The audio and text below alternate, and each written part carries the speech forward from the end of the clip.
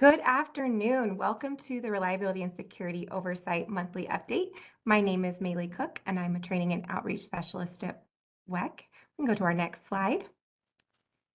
It's my pleasure to welcome you here today for our final monthly update of the year. Our first announcement will be our enforcement fundamentals. We will have a course on January, I'm so sorry, my slide slipped on my side.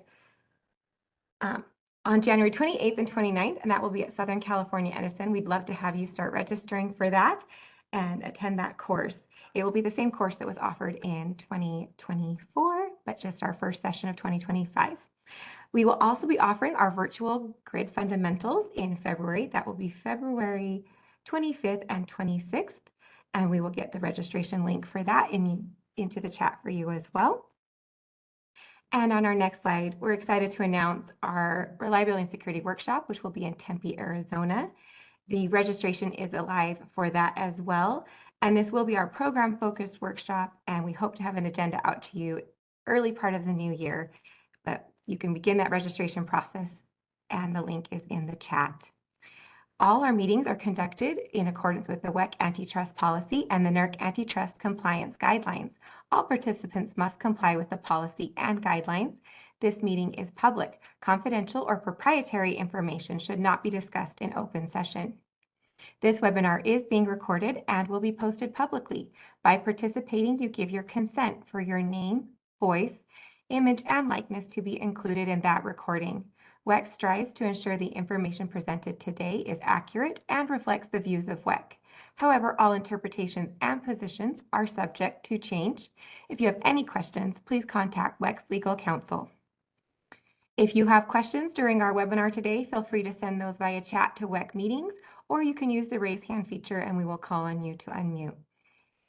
We have a pretty full agenda today.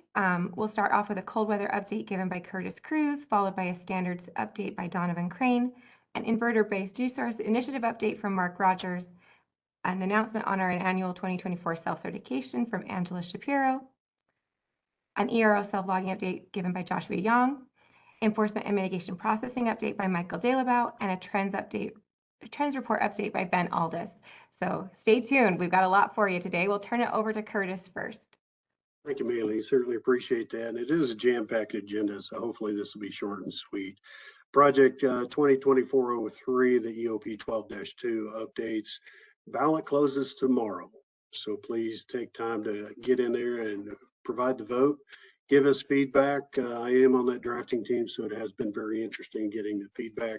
The drafting team has been working behind the scenes after the last ballot, trying to work with NAGF and other groups, trying to ensure that we got the right language or working towards the right language.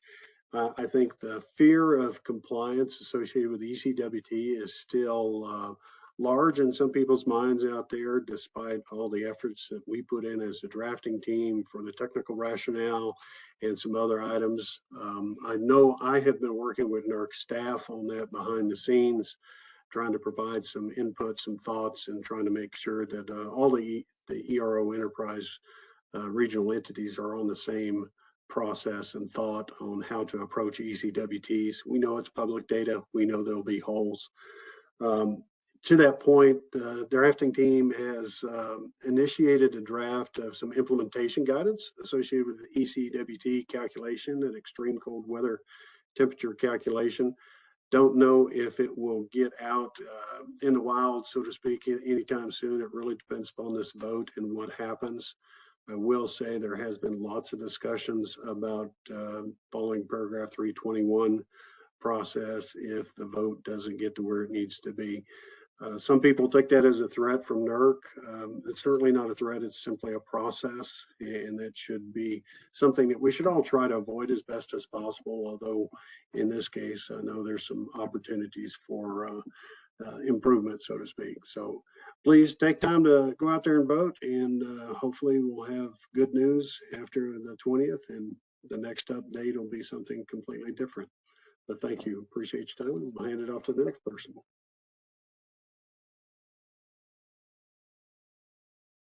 All right, thanks, Curtis. Appreciate that. All right, let's get on with some NERC standards to start this. We'll start at the higher level. So there was a final ballot. Results came back for Project 2023-07, the transmission planning performance. This TPL 08 passed with 84% quorum and 75%.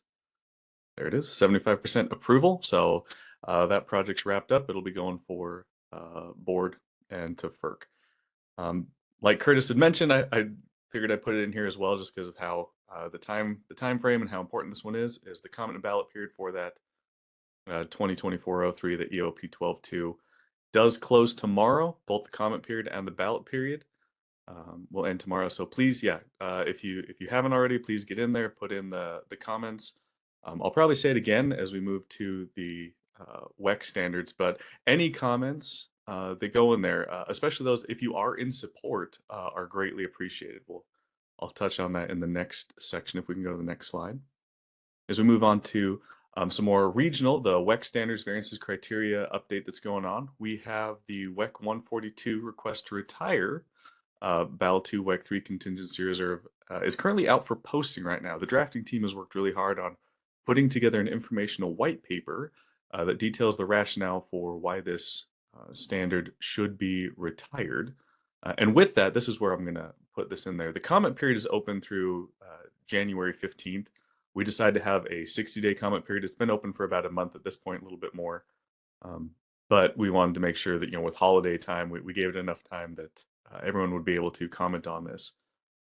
If you could go in there, any comments or feedback is appreciated. A lot of the times we'll see both at the NERC level and at the WECC, the regional level, that those that say, we agree with this, or, they don't have problems with it or they support it, tend not to comment. And what happens is then it allows the louder voices that say, hey, well, this is what needs to be changed, to have a larger say on that. The drafting team will look at all the comments that come in, and make changes based off that, updates if it's necessary.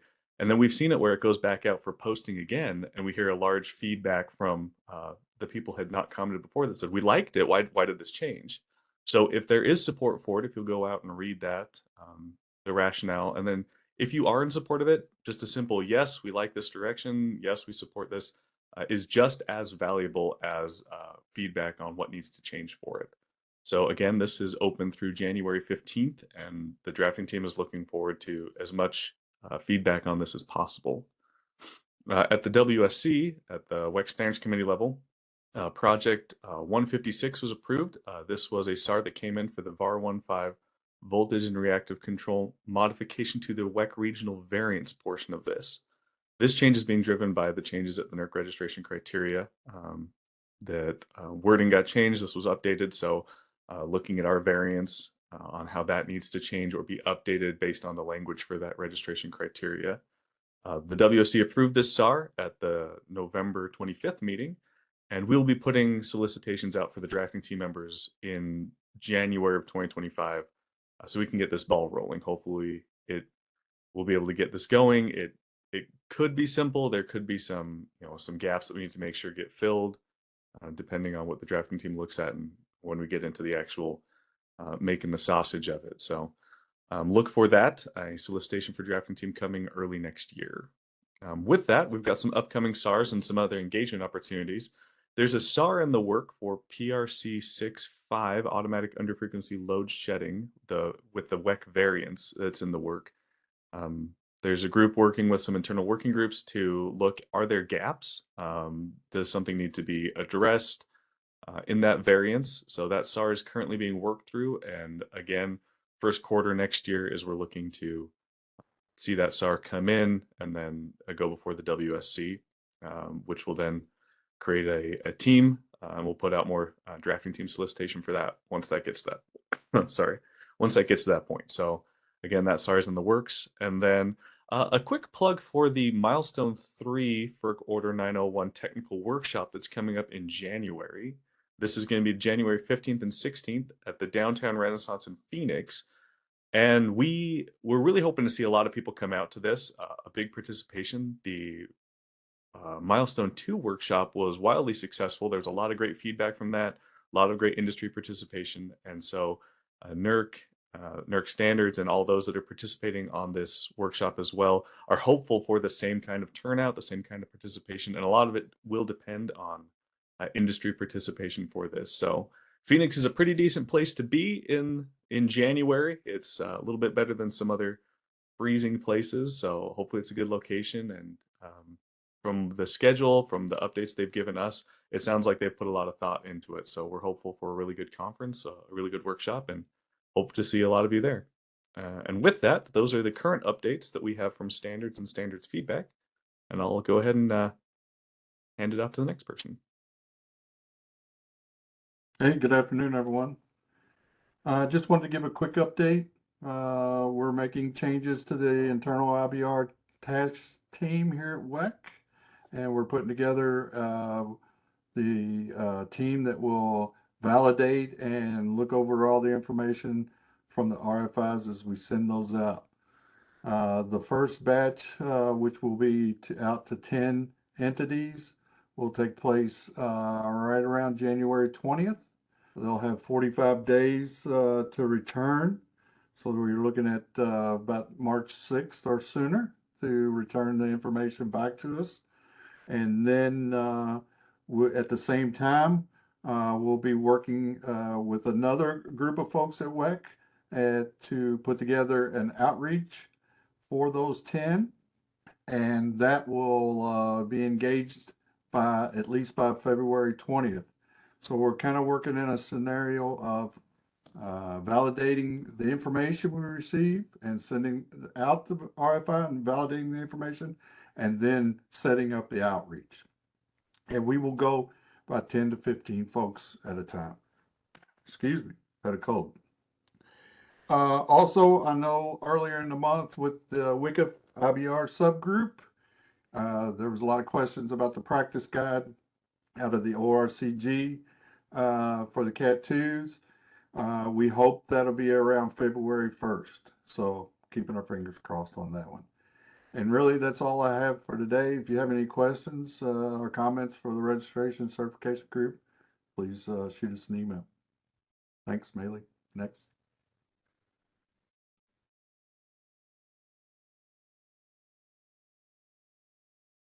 Good afternoon, everyone. I am Angela Shapiro. I'm the manager of Oversight, Analysis, and Administration, and I'm going to give you kind of an update on our plans for the 2024 annual self-certification. So we can go to the next slide. Thank you.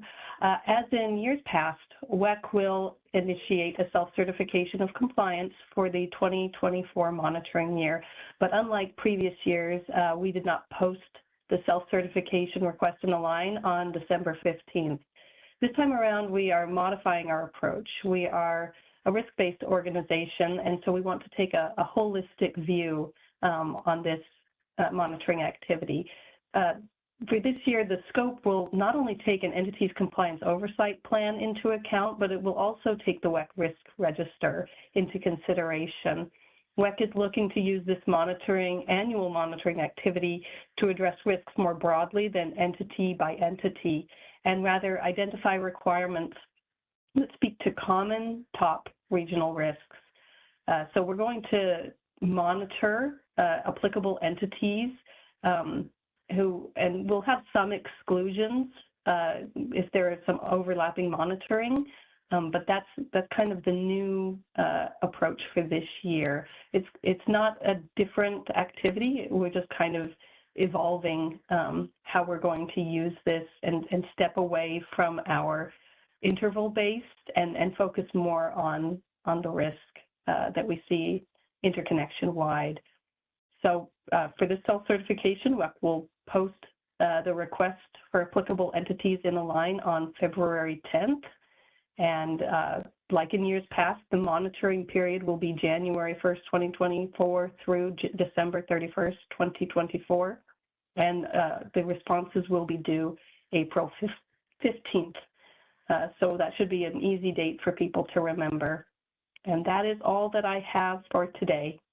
You can send requests and emails to oversight@wec.org.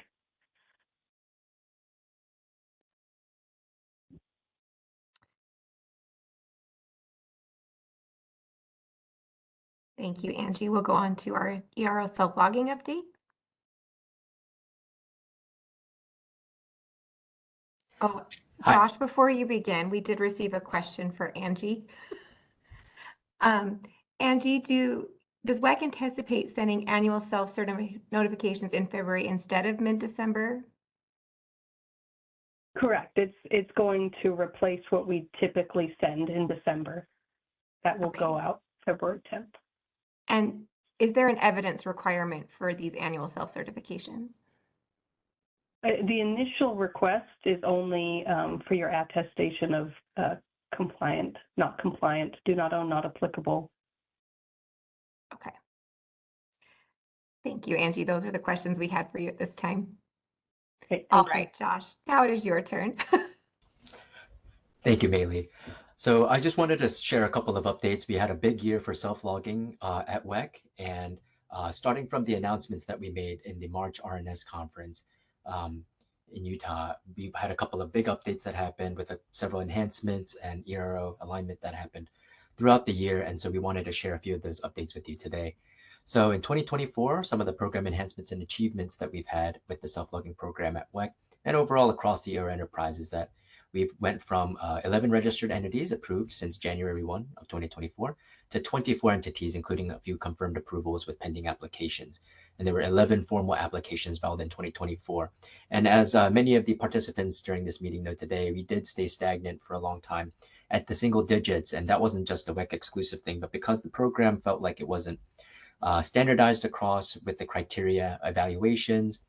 There were a couple of benefits that were maybe missed and some miscommunications on what it could do and the offerings that WECC had for feedback and communication with the entities. But with the kind of developments that we've had through this year, we've prioritized self-log PNCs that get to the disposition and filing stage, improved feedback and communication between the evaluation team, the SMEs, engineers, and oversight planning staff, as well as enforcement staff, from WECC to the registered entity compliance staff and personnel, and also reduce the need for RFIs, the request for more information, and strengthen self-reports and self-logs across the board in conjunction with the Enforcement Fundamentals course, which was offered several times throughout the year and will also be offered throughout 2025. Next slide, please.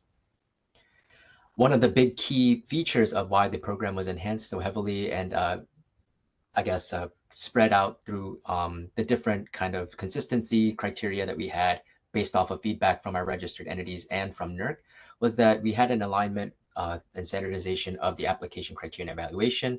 We've developed an alignment of joint evaluations when there's an entity that kind of goes through multiple footprints and different regional entities, and the criteria for trainings for any compliance personnel that wish to participate. There was a creation of an evaluation checklist document for a consistent analysis of criterion across those regional entities so that when we're evaluating the strength of a compliance obligations and performance, it's not different for every regional entity, that there's a consistent application and review of different risks and how the performance is measured so that there's an equal sort of communication and feedback that goes out to all entities across the NERC footprint. And continued enhancement of procedures and updating guidance documents is something that we did throughout 2024 and will continue throughout 2025 as we build out some more benefits and evaluations. And we're going to have continued discussion regarding current benefits as well as proposed benefits for the program for entities that are already part of the program, as well as ones that look to join us in the future. And so we'll share all of that feedback as we move along. Thanks everyone for a phenomenal year of self-logging and the great feedback and support we've received from industry, and we look forward to making it a continued benefit for all registered entities within WECC. Thank you so much for that update. We did get a question that's actually going back to the IBR presentation. So sorry, I know it takes a minute for people to type in as we're going along here. So Josh, stay put. We may have some for you as well. Mark, could you repeat if the category 2 RFIs will be going out in January, or what was the date you said?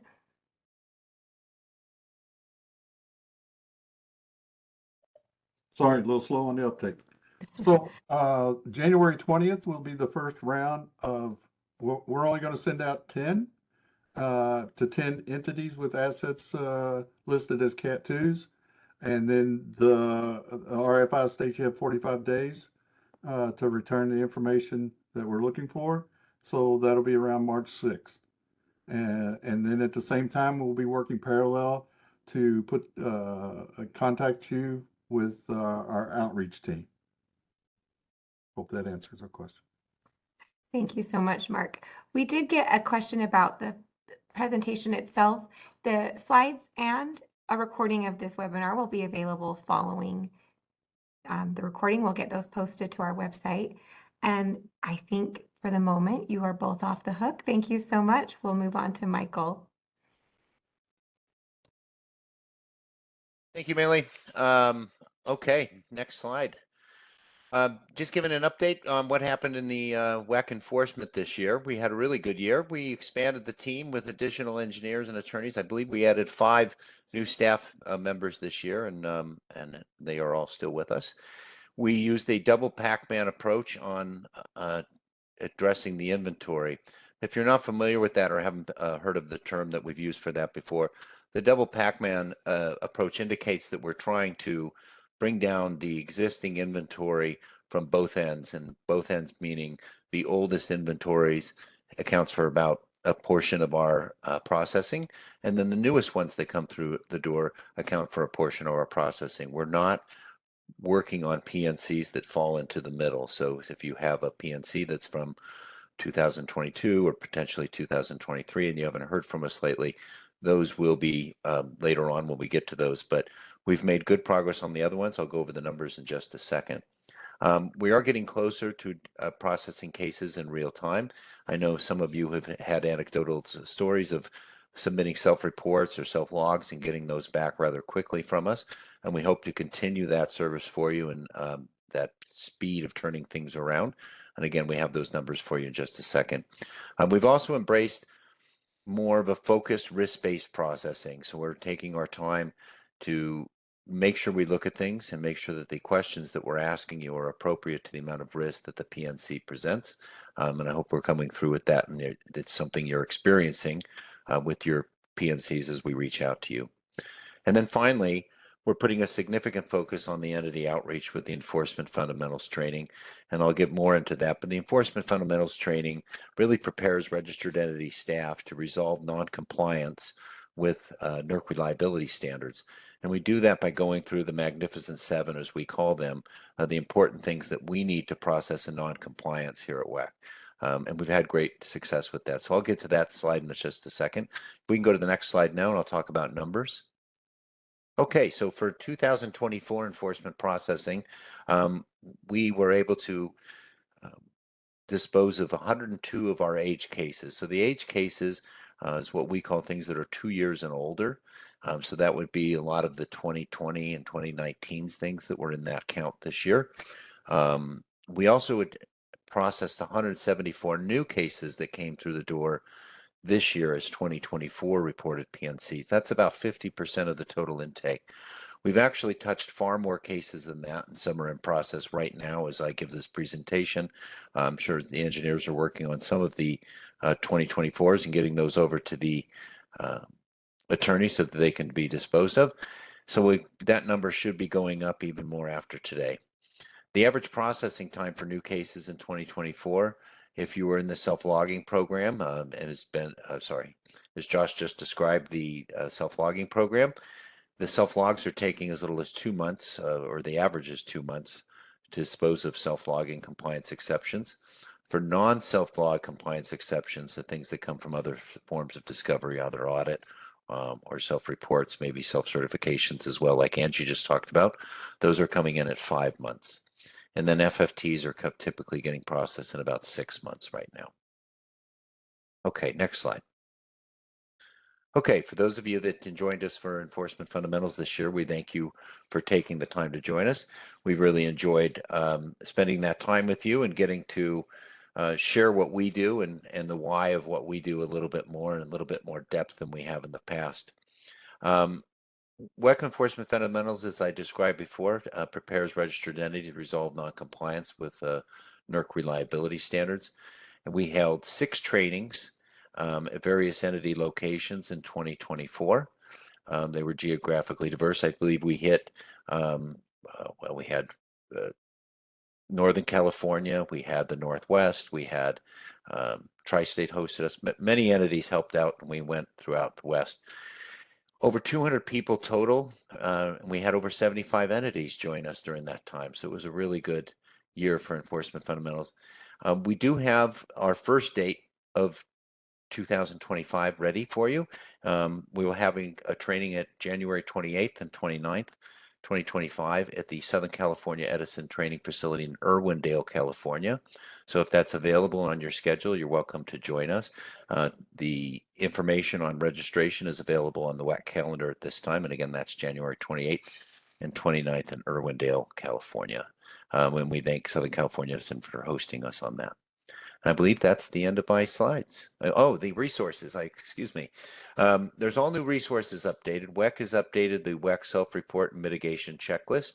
That's available on our website. And as Manley mentioned, this presentation will be available after today. So you can open up the presentation and hyperlink directly to these documents. NERC has also updated the self-reported mitigation guide. I believe that was updated in October of this year. So if you're using an old copy of that, you might want to go get the updated version of that. And then the rest of these are just useful tools to guide you through the enforcement process. And of course, you can call us and ask any questions you'd like as well at any time. So thank you for all your help in 2024, and we look forward to 2025. Thank you.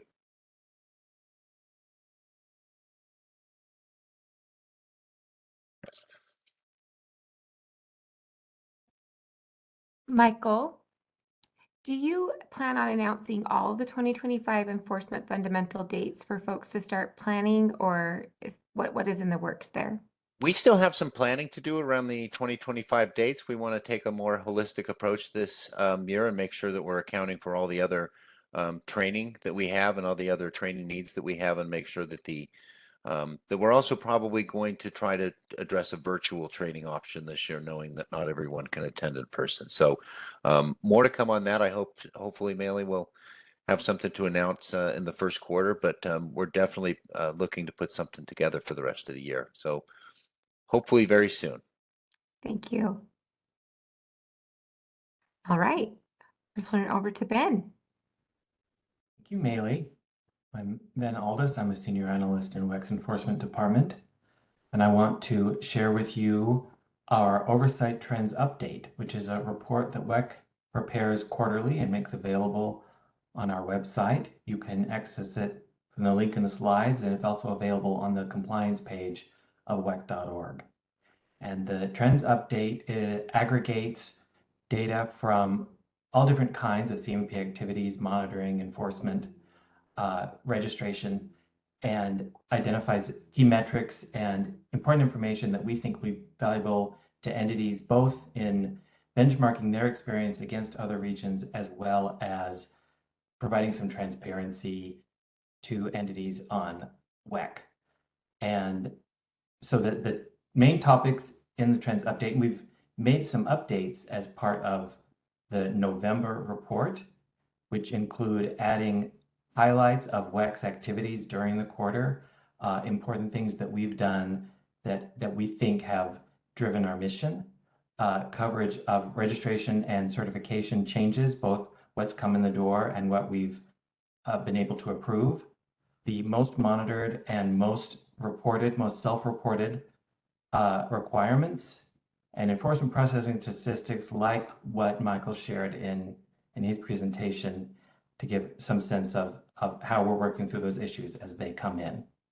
So on the next slide, I have one example of the kind of information that we include in the Trends Update. And this is the most self-reported or self-logged requirements. And of these, we've identified 4 that have had an increasing trend in the number of self-reports within the last couple of years. And what we've noticed is what the most reported requirements tend to be are those with zero defect periodic activity or phased implementation, which is somewhat intuitive in the sense that there's an activity that you have to do many times or for many devices, and it can be difficult to make sure that you maintain it for the full scope within the required timeline in the standard. While we don't We don't necessarily interpret an increase in the number of self-reports as a reliability risk in itself, and something that we noticed is that for two of these requirements, SIP 7-6R2 and SIP 10-4R1, while there has been an uptick in the number of self-reports, the time that it has taken entities to detect the issues and remediate the issues has gone down significantly during that same period of time, which we celebrate as a reliability win. On the other hand, Mod 25 2R1, R2, and PRC 56 R3, because those involve much longer timelines in terms of the periodic activity required in the standard, we haven't noticed the same change in interval. So that's just an example of the kind of information we include in the trends update. I encourage you to pull it up and please contact us at oversight@wec.org if you have any questions about what you see in the update. That's all I have.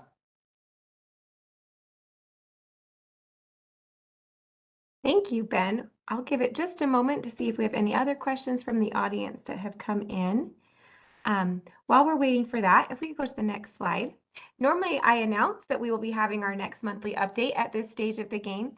Because of that NERC Reliable IBR integration workshop that is happening January 15th and 16th, we had a conflict with this meeting. So we are not going to be offering the monthly update in January. We encourage everyone to attend and participate in this NERC workshop, and the information to register and attend will be it's in the chat, and I'll get it in there again. Let me see if I have any questions. I think we've got on all our questions answered for now. Thank you so much for being here today. Thank you to all of our presenters for coming and giving those updates for us. We hope you all have a safe and happy holiday season, and we will see you in 2025.